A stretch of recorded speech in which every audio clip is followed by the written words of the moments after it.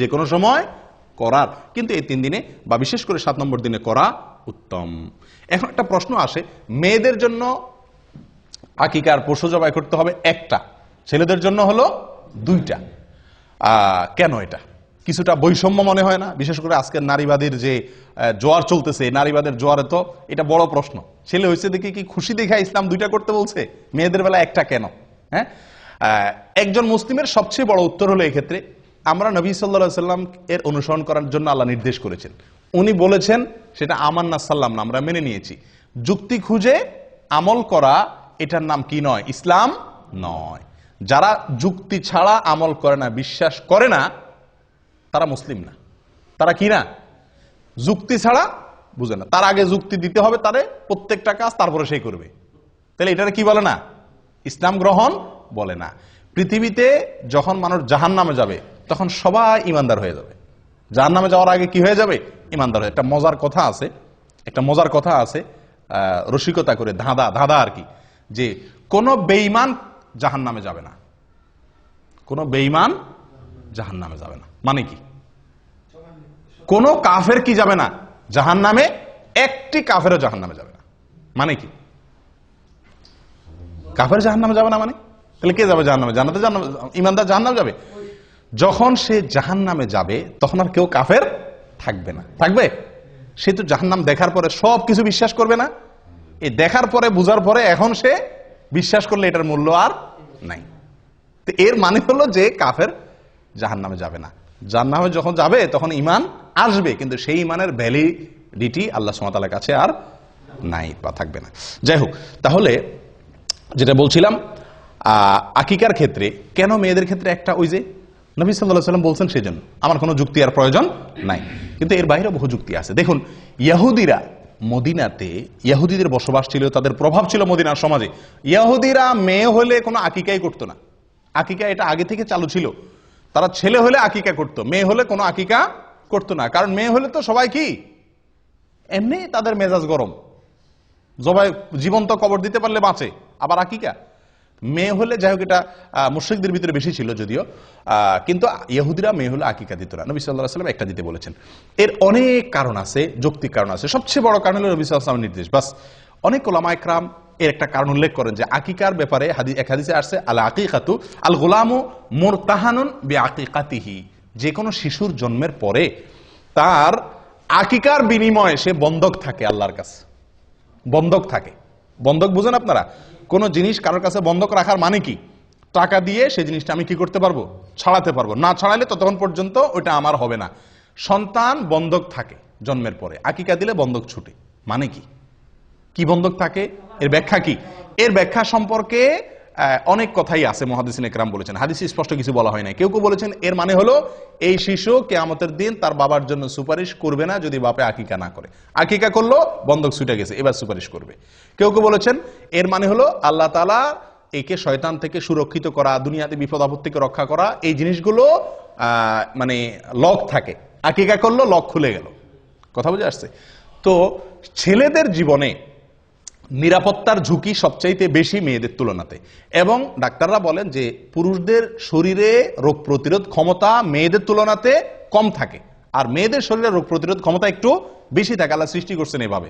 এই জন্য ডোজ, আকিকা যদি আমি ডোজ হিসাবে নেই তার নিরাপত্তার জন্য, তার সুস্থতার জন্য, তাহলে এক্ষেত্রে ছেলের জন্য ডবল ডোজ, কারণ তার শরীরের ভিতর রোগ প্রতিরোধ ক্ষমতা কম। আর মেয়ের জন্য সিঙ্গেল ডোজ, কারণ তার শরীরে রোগ প্রতিরোধ ক্ষমতা বেশি। শুধু তাই নয়, মেয়ে এবং ছেলে এদের উভয়ের মধ্যে আমরা যদি দেখি জীবনের রিস্ক কার বেশি? ছেলেদের বেশি। রাস্তায় যাইতে হয়, গাড়িতে যাইতে হয়, অ্যাক্সিডেন্টের সম্ভাবনা থাকে, বিপদ আপদের সম্ভাবনা মেয়েদের থেকে ছেলেদের মধ্যে বেশি থাকে। একটা অ্যাক্সিডেন্টে যদি 10টা মানুষ মারা যায়, বেশিরভাগ ছেলেই মারা যায়, তাই না? তো তাদের জন্য নিরাপত্তা রক্ষার এই টিকা বা ডোজ ডবল আল্লাহ তাআলা রাখছেন। এটা একটা যুক্তি, কিন্তু এটা সঠিক হওয়া কোনো জরুরি না। এরকম অনেক যুক্তি দেওয়া যেতে পারে। সবচেয়ে বড় যুক্তি হলো আল্লাহ এবং তার রাসূলের নির্দেশ। ব্যাস, মেয়ে হলে একটা, ছেলে হলে 2টা। তবে এক হাদিসে আসছে ছেলেদের জন্য 2টা যে ছাগল আপনি জবাই করবেন, সে 2টা কি হইতে হবে? সমান সমান হওয়া উচিত। না হলে হয়ে যাবে, কিন্তু উচিত হলো সমান সমান হওয়া, কাছাকাছি হওয়া। মানে দেখতে একেবারে একটা আসমান আর জমিন যেন তফাৎ না হয়ে যায়। আমরা অনেকেই একটা গরু দেই, একটা ছাগল দেই, তাই না? তারা এই হাদিসের খেলাফ আমল হয়ে যায়। আপনি মনে করেন যে বিশাল বড় গরু দিলাম, সওয়াবটা বেশি হয়ে গেলেন, নামটা বেশি পাইছেন, গোশত বেশি পাইছেন, মানুষ বেশি খাওয়াইছেন, বাহবা বেশি পাইছেন, ঠিক আছে, কিন্তু সুন্নতের উপরে আমল আপনার হলো না। কারণ হাদিসে একেবারে সুস্পষ্টভাবে বলা আছে যে আকিকার পশু যেন কি হয়, দুইটা কাছাকাছি হয়, দেখতে যেন খুব বেশি বেশ কম না হয়।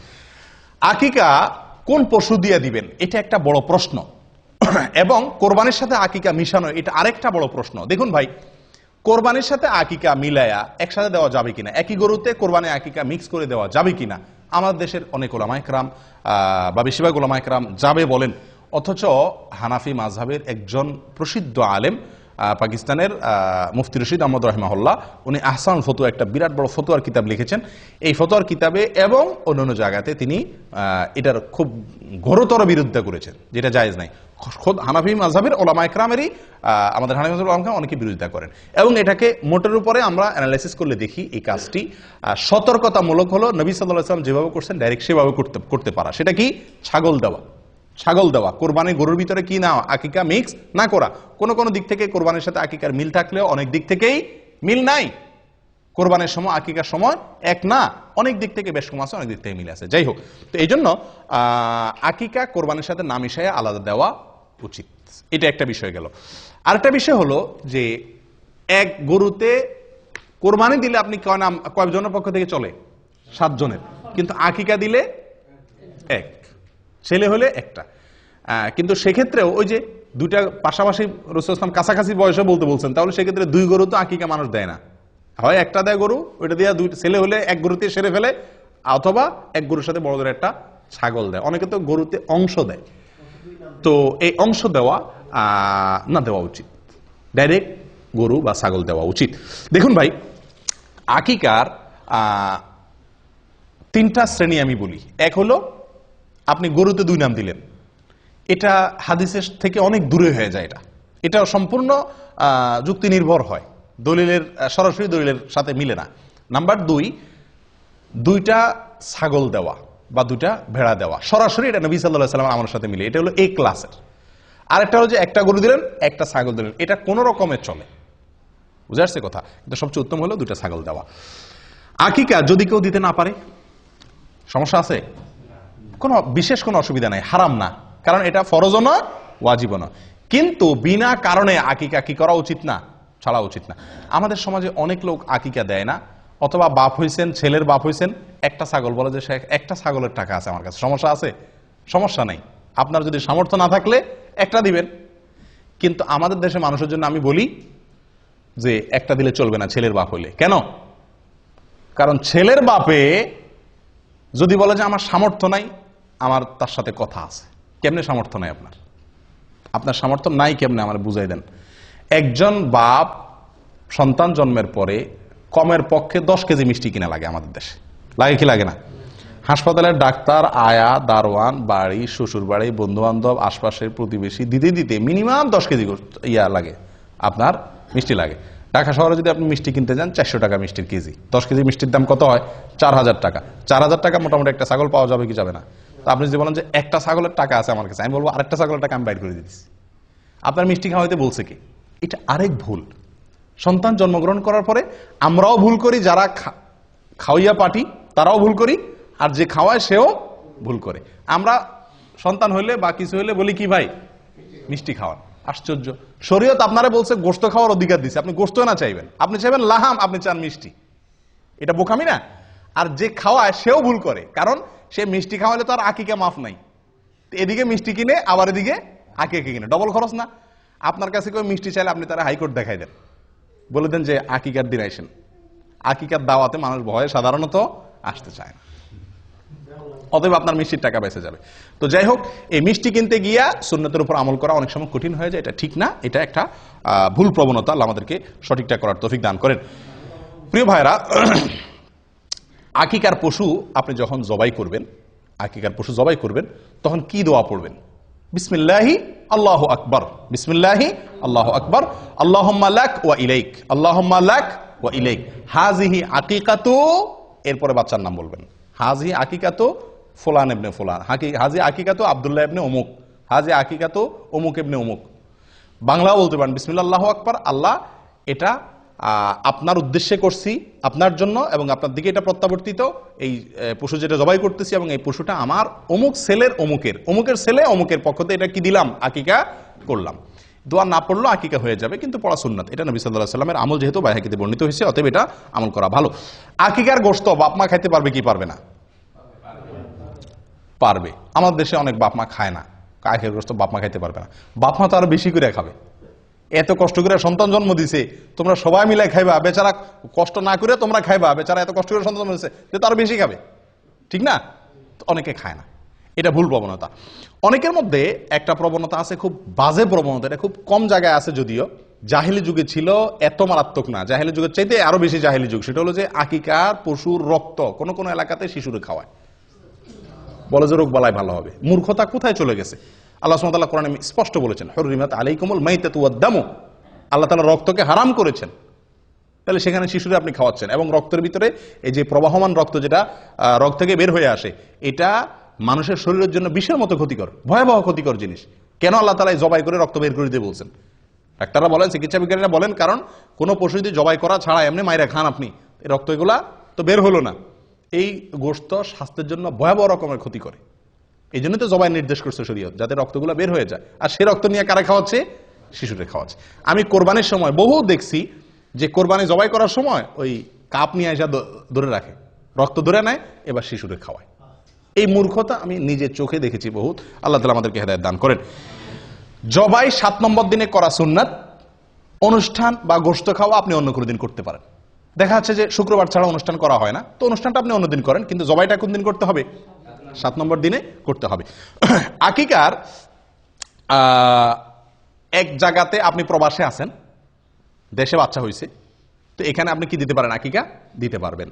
আবার বাচ্চা হাসপাতালে আছে, 7 নম্বর দিন এসে গেছে, আকিকা আপনি বাসায় দিতে পারেন। বাচ্চা নানা বাড়ি আছে, আকিকা দাদার বাড়ি দিতে পারেন, কোনো অসুবিধা নাই। বাচ্চা কোথাও আছে এটা দেখার দরকার নাই, যে কোনো জায়গায় দিলেই হলো।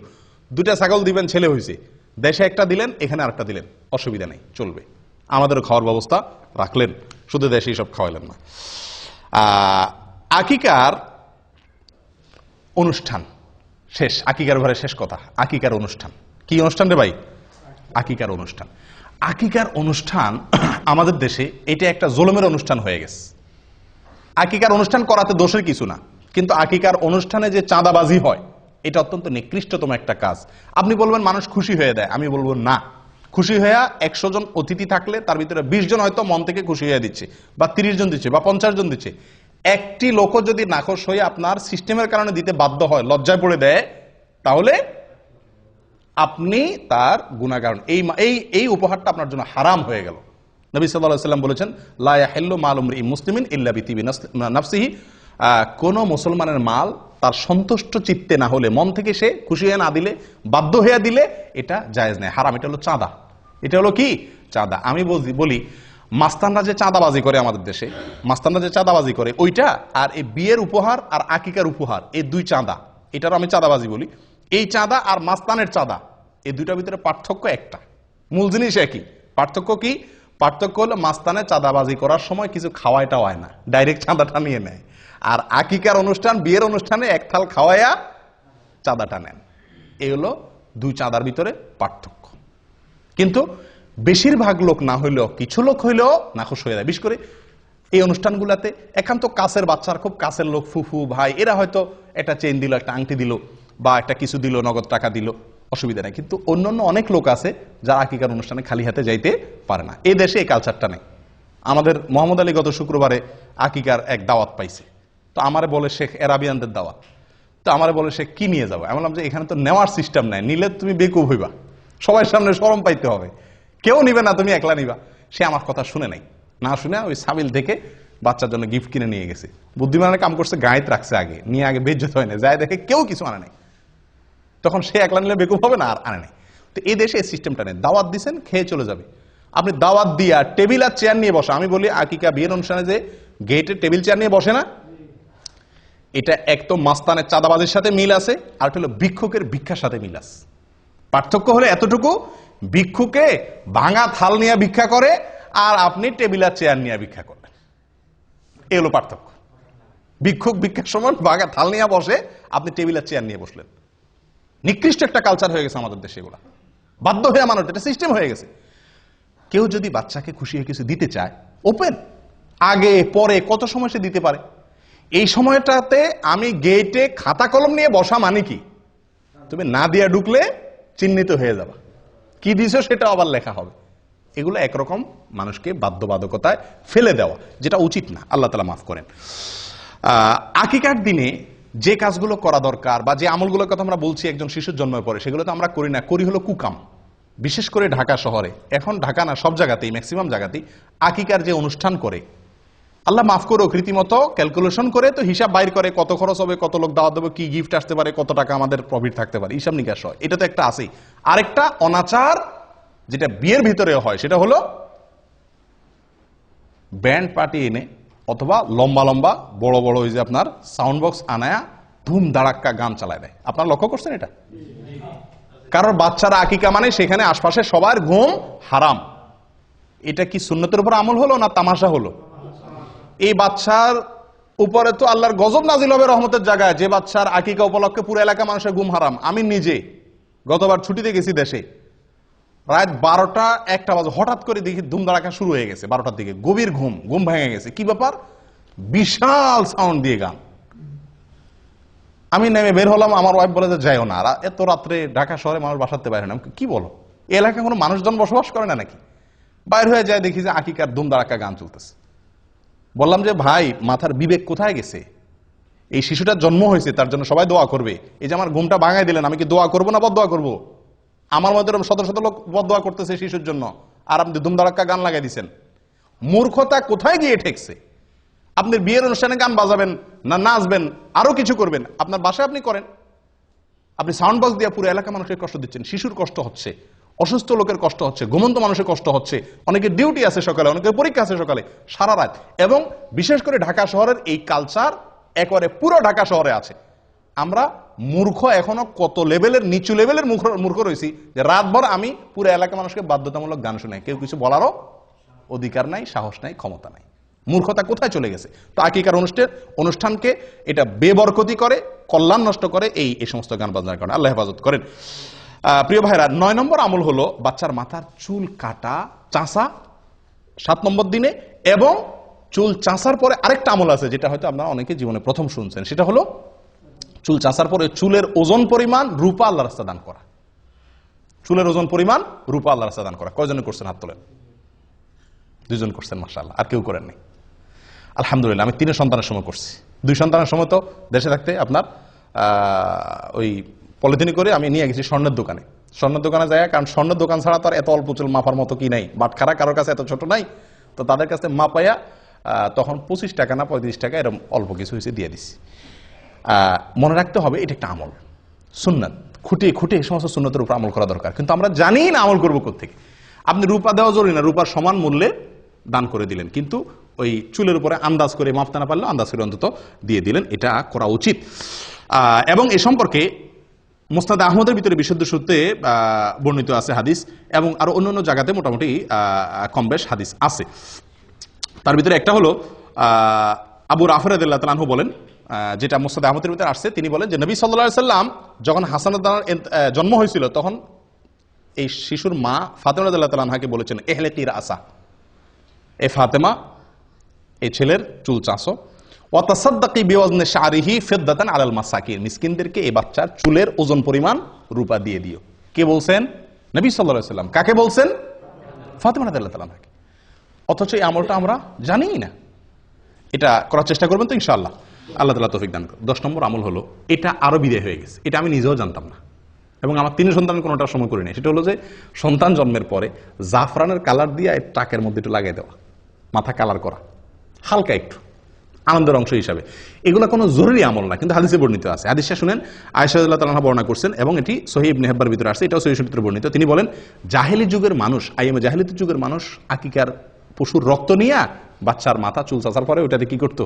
মাখায় দিত।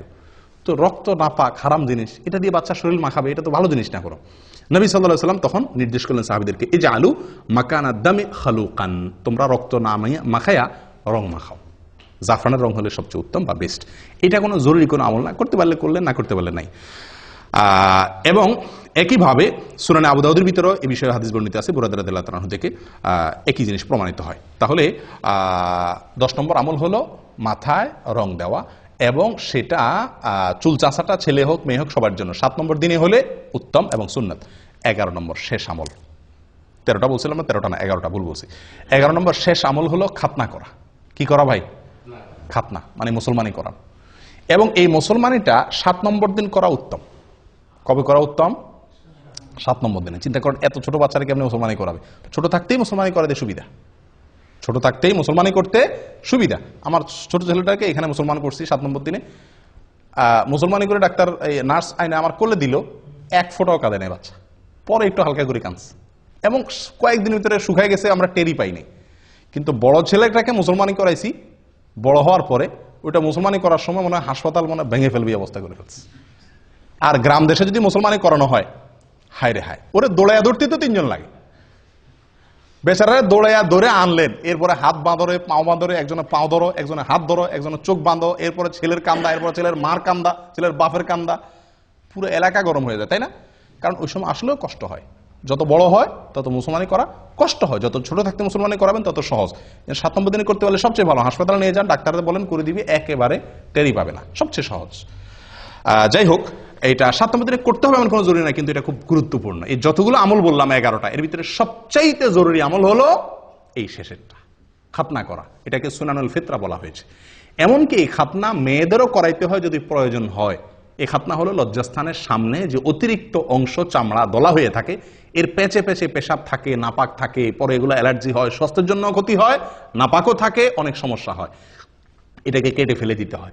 তো আমাদের দেশে সাধারণত মেয়েদের শারীরিক গঠন সেরকম না, যার কারণে আমাদের দেশে এটা প্রয়োজন হয় না, কিন্তু অনেক দেশে প্রয়োজন হয়। শারীরিক গঠনের কারণে খাতনা বাচ্চাদেরও মেয়েদের ক্ষেত্রেও করতে হয়, কিন্তু ছেলে মেয়ে সকলের জন্য এটা বিধিবদ্ধ। তাহলে মোট 11টা আমল আমরা জানলাম। কার জন্য এগুলা? একটা শিশুর জন্মের পরে তার অভিভাবকদের বা আমাদের অন্যদের করণীয়। 11টা আমল আমরা বলি তো বাই সিরিয়াল। 1, প্রথম আমল কি? সহবাসের সময় দোয়া করা, শয়তানের আশ্রয় চেয়ে নেওয়া। নাম্বার 2, ভূমিষ্ঠ হওয়ার পরে আল্লাহর আশ্রয় চাওয়া এবং বদনজর থেকে বাঁচার জন্য দোয়া করা। এটা কোনো নির্দিষ্ট সময় ঠিক করা নাই। 2, 3 নম্বর, সন্তান কোন বাচ্চার জন্মগ্রহণের সংবাদ শোনার পরে ছেলে মেয়ে হয়েছে, কোনটা হয়েছে এটা না জিজ্ঞাসা করে আগে আলহামদুলিল্লাহ রাব্বিল আলামিন বলে আল্লাহ শুকরিয়া আদায় করা। 4 নম্বর আমল বলেন, আপনারা কি শুনছেন? আকিকা বহুত পরে আজান দেওয়া, বাচ্চার কানে আজান দেওয়া 4 নম্বর। 5 নম্বর হলো তাহনিক করা, তাহনিক, খেজুরের রস তার মুখে দেওয়া 5 নম্বর। 6 নম্বর আমল বলেন।